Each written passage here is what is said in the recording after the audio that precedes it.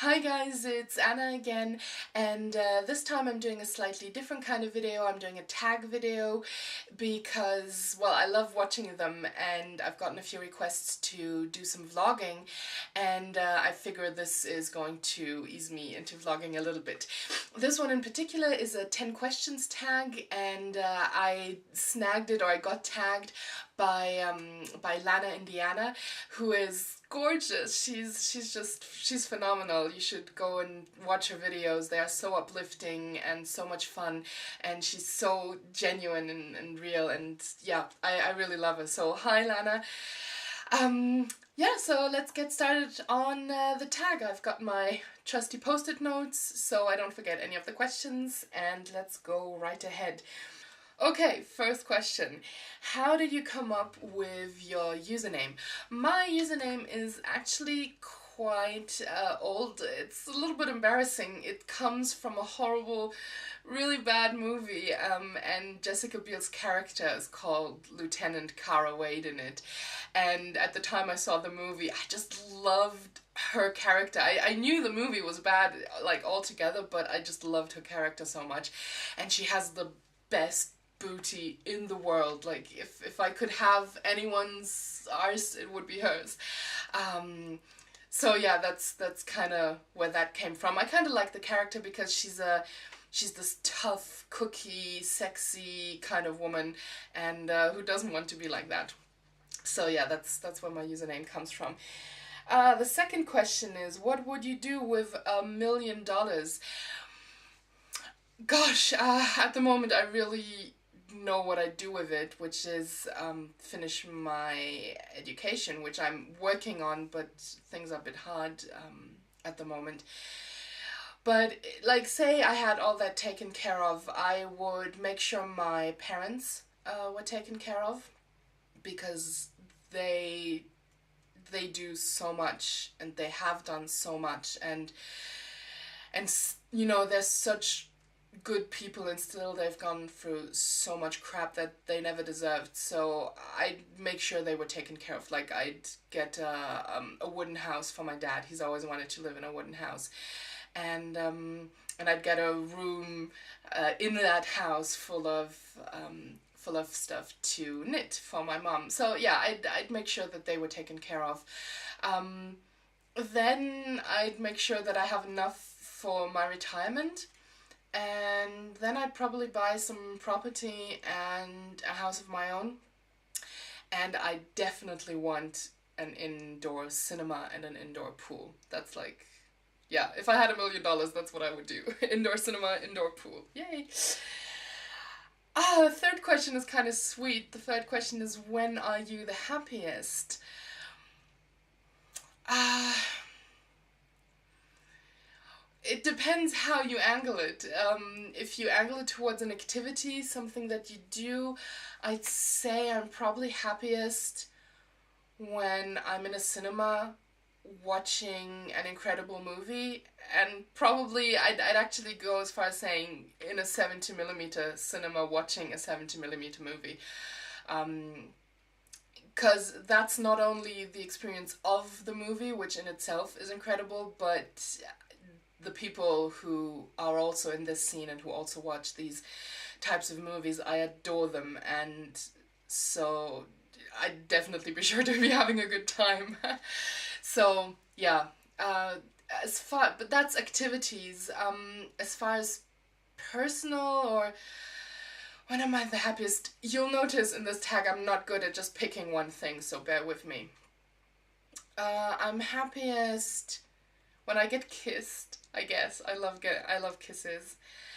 And otherwise, I'm usually really happy when I'm with my father. Yeah. So yeah, there. Four, favorite thing about yourself. Again, are we talking physical? Are we talking something deeper? Okay, so if I had to pick something physical, I'd say my eyes. I think I have really pretty eyes, and I don't have that much about me, which is pretty. So yeah, physically, I'd say my eyes are my favorite thing.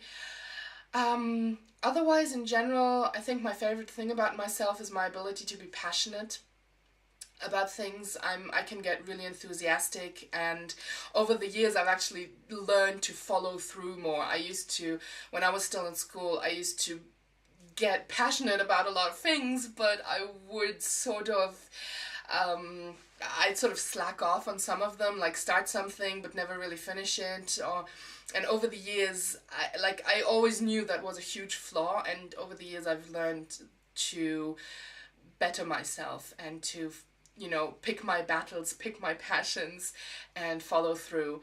And I'm not, you know, I'm not 100% perfect on it, but it's gotten a lot better. So yeah, my ability to be passionate about things. 5. What is your most embarrassing moment? Oh gosh, I have so many to pick from. Uh, okay, I guess my most embarrassing moment would be something slapsticky. I guess slapsticky to other people. To me, it wasn't that much fun. When I was in, God, 4th grade in primary school, I was in a play, and it was a mythological play, and I was playing the goddess Athena, and I was psyched. She's my favorite goddess ever, and she was back then as well. And my mom made me a toga out of a bed sheet. And my mom's a Latin teacher, among other things, so she actually knew how to tie it, so she did it all. And then she clipped it with this brooch thing on my shoulder, and it looked amazing. And then we had a dance scene where we were all doing this Greek dance, going round and round, and the clip just came undone. I had a huge wardrobe malfunction. And I wasn't wearing, I mean, I was a little kid, so I was wearing my, you know, my panties, and I was wearing, I think, some kind of white tank top underneath, but basically I was wearing underwear, and the whole, like, the brooch just popped, and the whole toga fell down, and I stood there in front of the entire primary school in my underwear, and nobody ever let me forget it. I did not live that down until I actually left school, and not just primary school, high school, because my school had everything all together. So yeah, that's definitely one of my most embarrassing moments.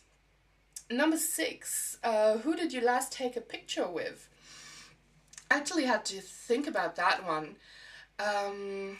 and because usually I take pictures by myself, because I take pictures of makeup looks that I do and put them in the archive so I don't forget it. Don't forget what I did or the inspiration for it. But the last person I took a picture with was actually the model that they hired at the MAC Wonder Woman launch.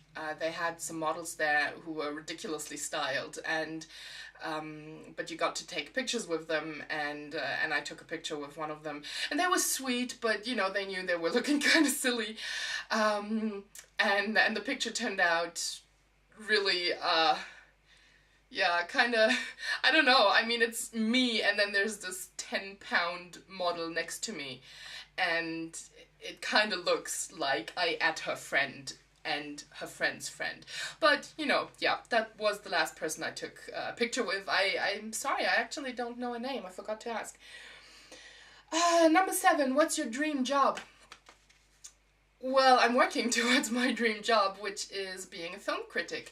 And, like, I'd have to specify a film critic that matters. So, basically, my aspiration in life is to be sort of a mix between Pauline Kael and Roger Ebert. I hope I'll get there sometime in my life. But yes, this being a film critic, somebody who matters, that would be my dream job. Number 8, dream car. Well, I don't even have a car, but I like anything that looks like military style. I'm a total tomboy when it comes to cars. I would love a Humvee. That's my dream car, but I mean, it's my dream car because of how it looks and how it feels and how it rides, but I'd never get one because they are gas guzzlers, beyond belief. So yeah, I like it, but I'd never get one of those. Number 9, name one item you can't live without. I'm guessing they mean makeup items or beauty items, because obviously this is a tag that's going around the beauty community a lot. So I guess Max Fix Plus spray, actually, because I use it for so many things. I use it for my hair, for my face, for foiling pigments. It's so universal. I just really, really love it. So yeah, Max Fix Plus is my beauty product that I wouldn't want to live without by now. Otherwise, my computer. I couldn't live without my computer, because I don't have a TV, so my computer is my TV, my workstation, my entertainment center, all these kinds of things, so I couldn't live without a computer. And finally, number 10, name a life lesson that you have learned.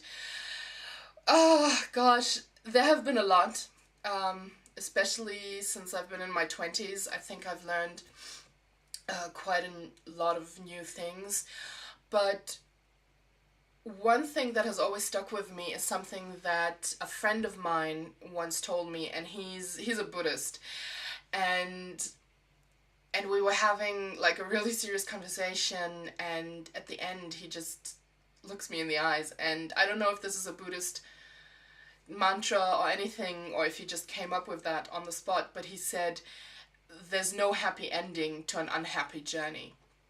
And while I don't 100% manage to live by that, I try. I think that's the most true thing I've ever heard, and one of the most valuable lessons that you could ever hear.